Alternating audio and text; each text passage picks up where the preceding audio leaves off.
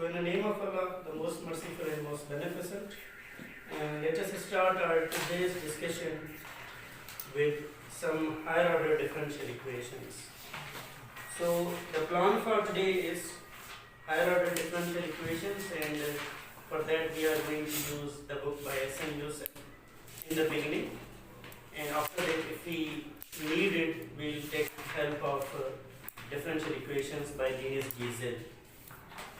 And after doing these things, we'll be discussing a bit about power series, because we'll be using power series to discuss the power series solution of differential equations. And we'll be only introducing the series solution, and maybe after one class, discussing special functions will lead us to discuss some other special functions like Legendre polynomials and Bessel functions. But before that, we'll be discussing what is gamma and beta function. Then we'll move towards that idea.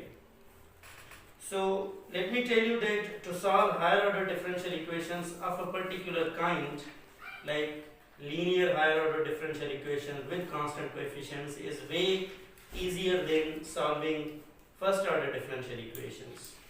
Because in first order differential equations, we have to check that whether it is separable or not, whether it is homogeneous or not, exact or not, whether we need integrating factors or not.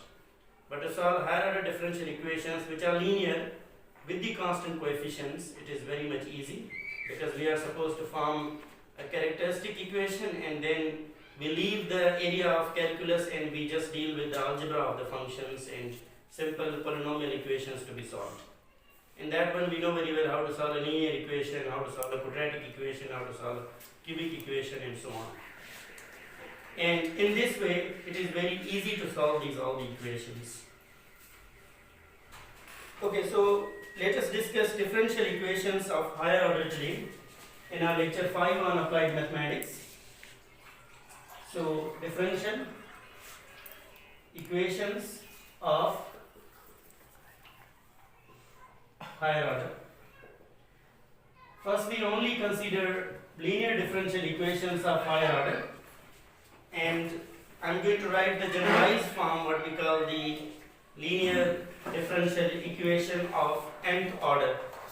And the general form for that equation is, we have some function of x, let us name it a naught of x and dny by dxn, plus a1 of x and dn minus y by dxn minus 1, and so on up to, let's say, n of x y equals some function of x, let's name it capital F of x. This is what we call the general form of higher order differential equation, which is linear with order n. So this is nth order differential equation. We have some analogous forms for this particular differential equation as well. We can write this one as a naught of x, and we simply say that this is nth derivative of y, plus a1 of x, this is the derivative which is 1 less than n, and so on up to n of x y equals f of x. And we can also write this in the form of a differential operator.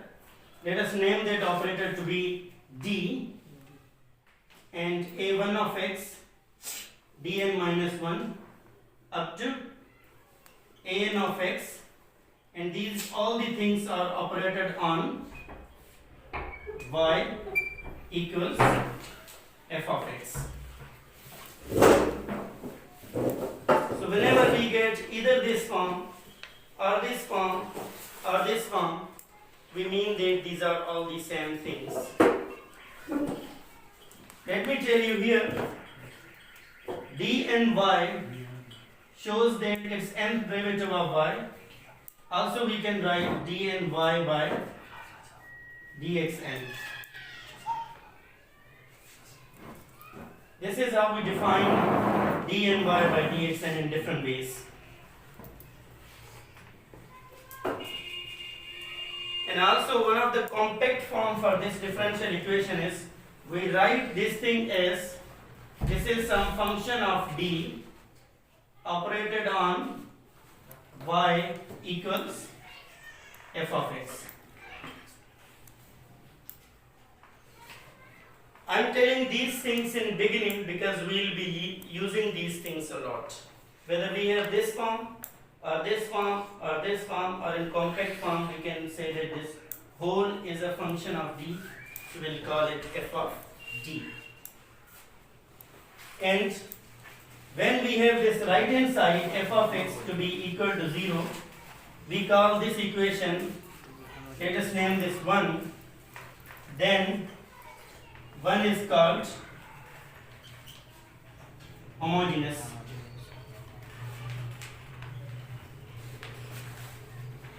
So in the first order differential equations, we have discussed what is a homogeneous differential equation. And in higher order differential equations, when the right hand side is 0, we call this particular equation to be homogeneous equation.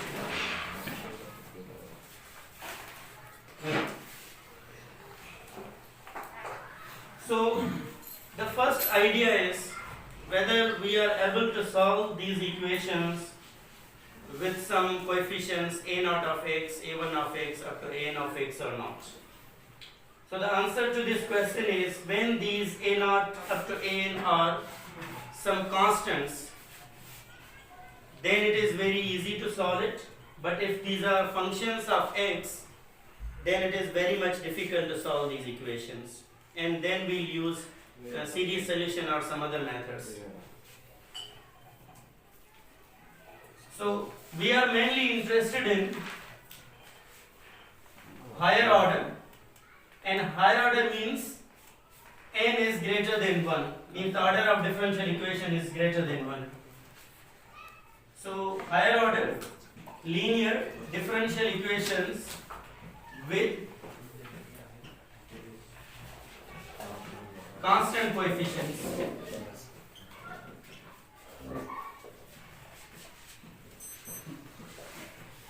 So we are mainly interested in these equations. Y equals f of x.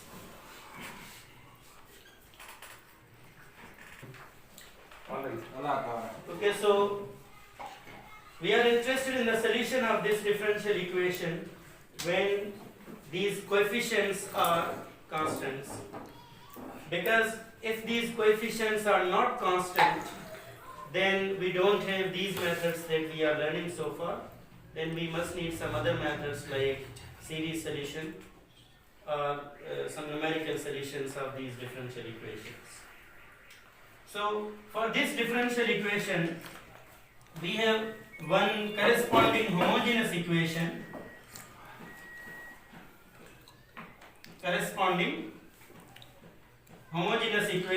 then this f of x is equal to 0, we call this a0 by n plus a1 by n minus 1 up to an by equals 0.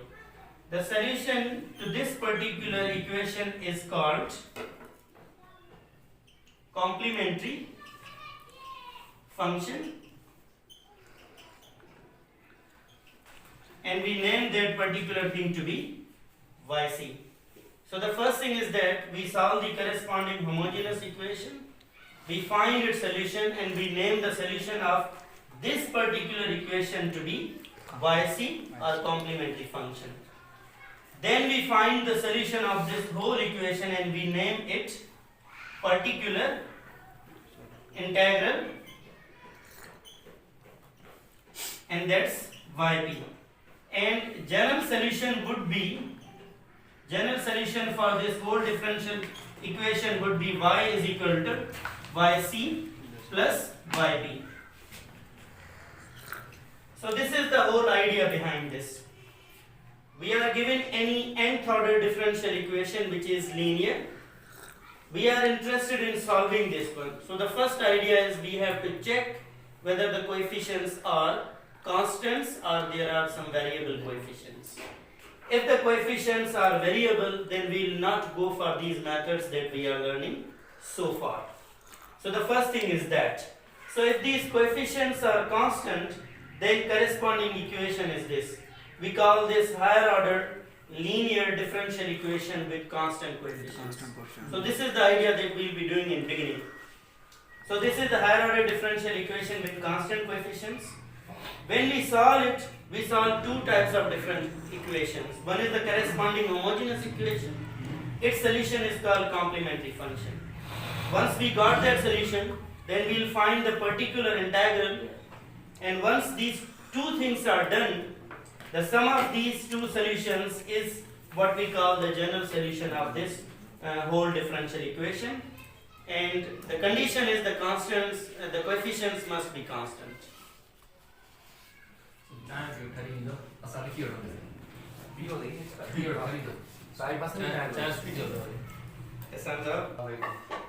Okay, so this is the idea behind the solution of a higher order differential equation.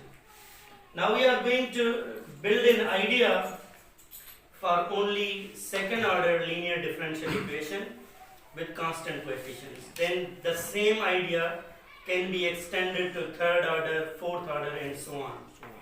So let us take a general second order differential equation with constant coefficients. And then let us see what happens. So second order linear differential equation with constant coefficients. And let me tell you, if you just teach this particular thing to any student of metric class, he will be able to solve these equations. Because we are only supposed to solve a quadratic equation and then a cubic equation and so on, nothing else. So, what is the general form of a second order linear differential equation with constant coefficients? Let us take the first coefficient to be a0 or something a2, a1, whatever you name it, and then y double prime plus a1 y prime plus a2 y equals 0. So first of all, I am taking second order linear differential equation which is homogeneous. So let me name it second order homogeneous linear differential equation with constant coefficients. Because first of all, we are going to learn how to solve a homogeneous equation, then we will go for the non-homogeneous and we will find the particular integral. So we assume that this is going to be its solution.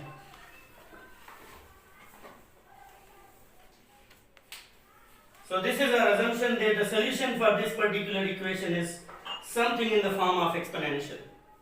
And let us see that whether this assumption leads us to some other result or this assumption leads us to some contradiction. So let us do this thing. So you have y which is e raised to some constant times x. Then what is going to be y prime? Just differentiate, and the derivative of power is going to be m, which is going to be multiplied, and y double prime would be m square e raised to mx. So these are just derivatives, and we are going to substitute these derivatives into our equation.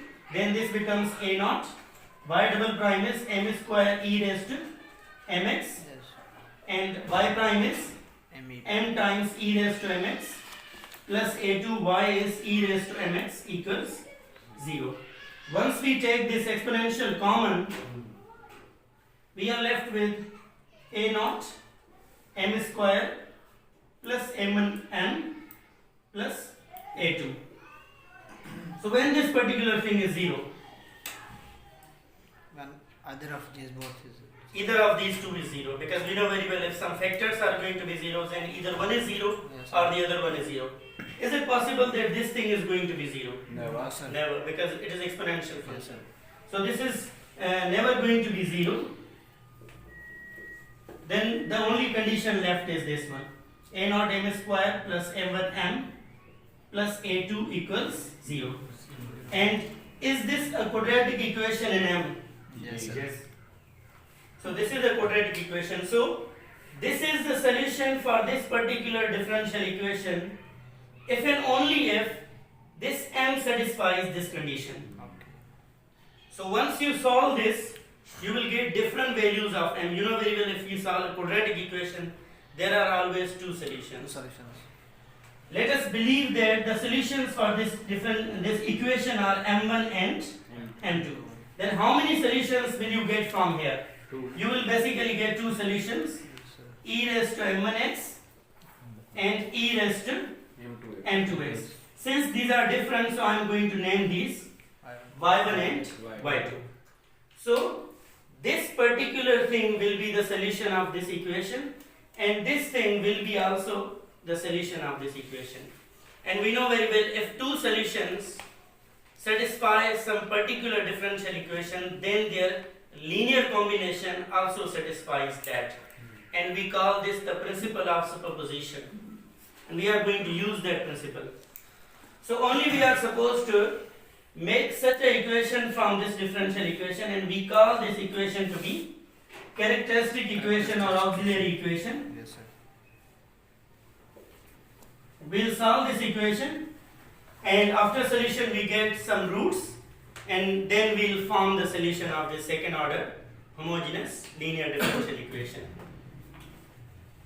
What about any concern questions regarding this? Because we always get two roots of a quadratic equation. Are the roots going to be always same or distinct, or there is going to be some other condition? Real complex. So we have to specify these conditions as well. So let us discuss this general theory, then we are going to discuss some examples as well. So this is only variant for homogeneous. It is only homogeneous second order with constant coefficients. Linear. You can take third order in the same way, but the condition is that it should be homogeneous and the coefficients should be constant. If the coefficients are non-constant, then we don't apply these methods. Obviously, you assume this is a solution you put here and you don't get such an equation. This is an equation in M, only in M. There is no variable x, there is no variable y. You can see. So, how many cases are there? Case 1, roots are real and distinct. What does it mean that m1 is not equal to m2? Then the solution to your differential equation is e raised to m1x, e raised to m2x. You multiply these with certain constants and you add them. We call this particular thing to be the linear combination of these two solutions. Since this is y1 and this is y2, and c1, y1, c2, y2 is going to be the linear combination. Yes. Then this is going to be the solution. What if the roots are real and equal? It means m1 is going to be equal to m2, and if these are equal, we can name these to be only m. So it's just a name. So what's going to be the solution then? C1 plus C2 into e power. Is it possible like it's going to be this? Yes, sir. Common. Since m1 Yes, sir. and m2 both are m, so this is going to be our solution. Yes, sir. What's wrong with that? Since these two values are equal, m1 and m2 are equal, so at the place of m1 I write m, at the place of m2 I write m. What's going to be the problem with this one?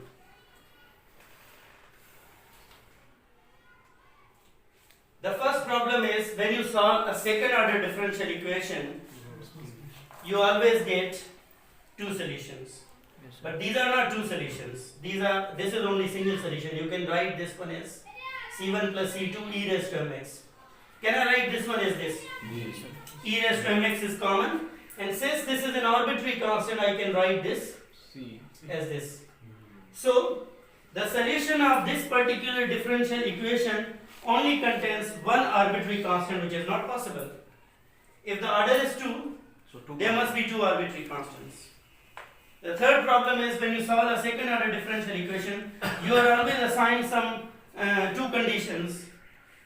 what we call initial condition or boundary condition, but there will always be two conditions because you are going to find the value of C1 and C2. Yes, sir. And what you will be doing here, nothing, because you have only one constant. This is the problem. And we cannot leave it same, like C1 is there, C2 is there, okay, this is the solution. What is the problem here? This and this are linearly dependent. We want these to be linearly independent. Independent. And then we'll apply some sort of Wronskian and some other things that we'll be doing later on. So we want these to be linearly independent. So what we do, there is a theory what happens behind this, but what we do to make these linearly independent, we multiply some x and then multiply with C2. And this is going to be the solution. Otherwise, simply when the roots are same, keep one same and with the another multiply x. If the third root is same, multiply x square. X square. If the fourth is same, multiply x cube and so on. Because you can have any equation in which all the four roots can be same. Yes, sir. There can be any situation like that. So this is how we solve the case 2. What is the third case? Imaginary. Case 3 is Roots are conjugate. roots are Complex conjugate. complex conjugate, or simply we write imaginary. It means our roots are of this form. M1 is alpha plus iota beta and M2 is alpha minus iota beta. And whenever you solve any quadratic equation, the roots will always be in conjugate form. It is not that one root is alpha plus iota beta, another is like gamma plus iota theta. Not like that. Always complex conjugate. So, what is going to be the solution in this case? This alpha is going to be the power of exponential Yes. e raised to alpha x. Then, since this iota beta or minus iota beta are going to generate some cosine and sine functions, so this is going to be some sort of C1 cos beta x plus C2 sine beta x. This is going to be the general solution for that homogeneous equation. And you know very well we can change these places. We can write sine beta here, cos beta here. It doesn't make any difference. But always the real part is going to be the part of this exponential, and the imaginary part is going to be in cosine and sine. So these are three cases how we solve a second order homogeneous linear differential equation with constant coefficients.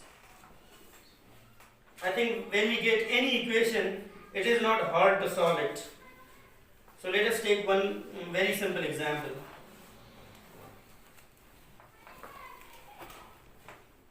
Any question? Sir, you go y is equal to mx जो को है, we have a two solution for that. Yes. ठीक है. E sir जो को y1 is equal to e power m1x चाहे linear uh. This is the definite exponential आसान जो को ने के चौदह था ने जो को linear combination form में था लिखो. Yes, yes. वो चाहे equation सर linear आ था. No, I'm not talking about whether this solution is linear or not. I'm saying this is the solution y1, this is solution y2. Then the linear combination of these two solutions. Right. Linear combination of these two solutions is also a solution. I'm not saying this y1 itself is going to be some linear function of x or some quadratic or exponential. Whatever it is, it doesn't make any difference.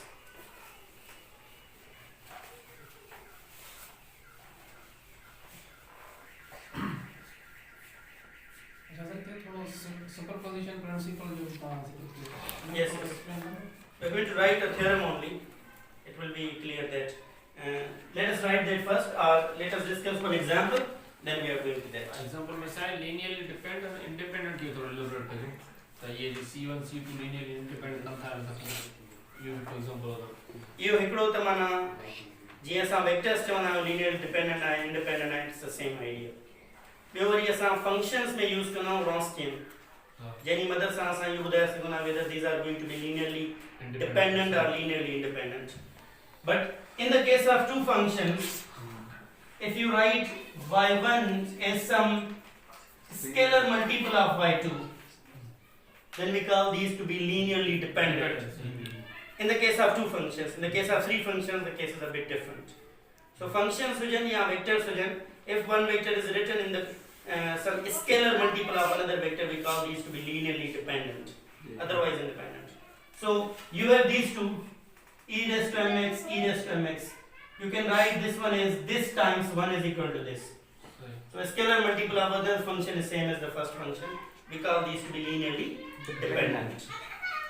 पर Wronskian असां use करना जेको determinant उन जी मदद से असां ख़बर पइजी लीनियर डिपेंडेंट आहिनि या इंडिपेंडेंट आहिनि.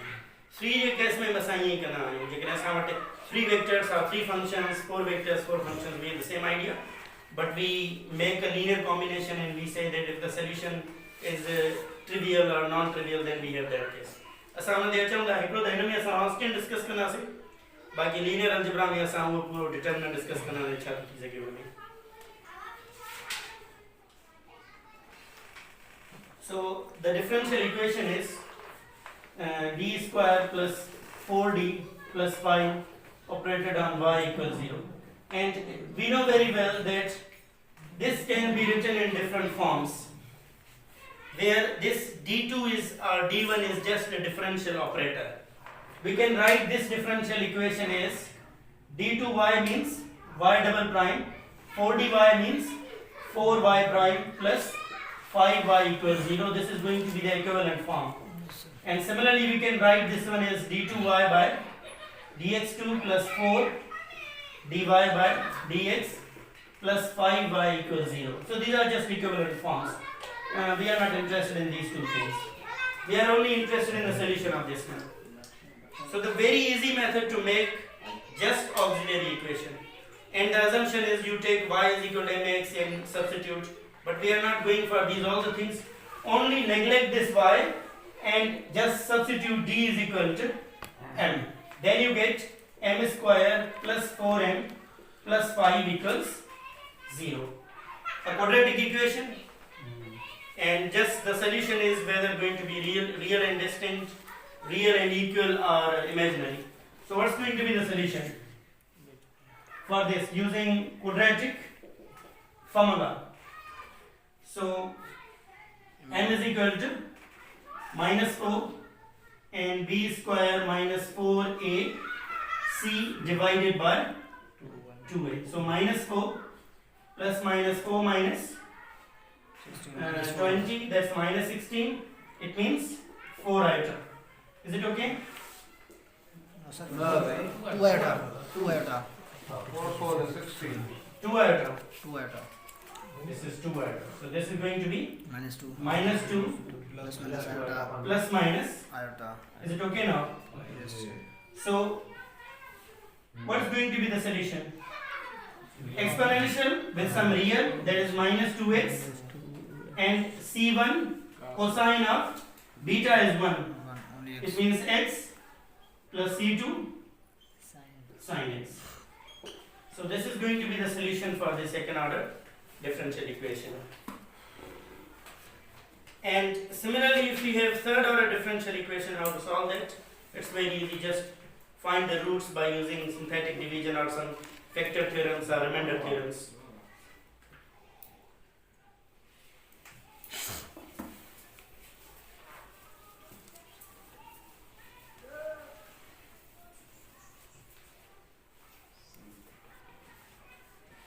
We are going for everything but in the sequence of the book, because if we are going to discuss randomly, then we might skip some good things that we need to discuss. So your homogeneous equations can only be solved in this way. There is no any other rule for that, whether it is second order, third order, fourth order, and so on. Now the question is how to solve a non-homogeneous linear differential equation of higher order with constant coefficients. As I told you, we have two solutions for that. We solve the corresponding homogeneous equation to get yc, and then we find the particular integral by solving the whole equation. So right now our idea is how to find out the particular integral. And again we will be considering only let's say second order differential equations for now, and we'll sort out some ways to find out that. We have some other theorems as well, like what we call method of undetermined coefficients and variation of parameters, and there are so many other methods as well.